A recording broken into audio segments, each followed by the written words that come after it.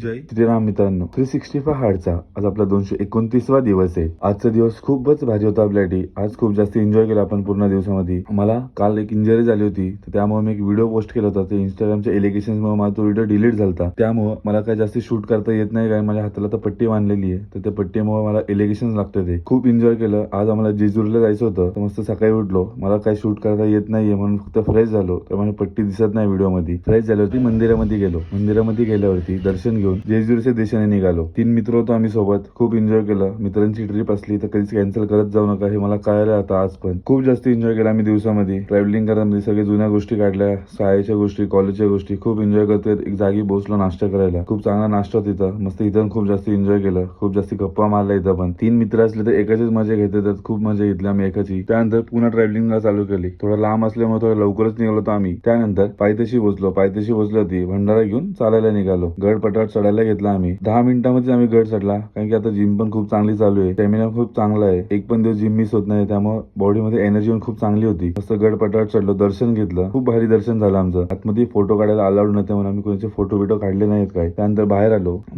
थोडं भंडारा उधळला। भंडारा उधळून झाल्यावरती घरच्या दिशेने निघालो। घरी पोहोचल्यावरती फ्रेश होऊन एक मेल घेतला। आजच्या पुरतं एवढंच होतं, कारण की मला व्हिडिओ काढता येत नाही। जय श्रीराम।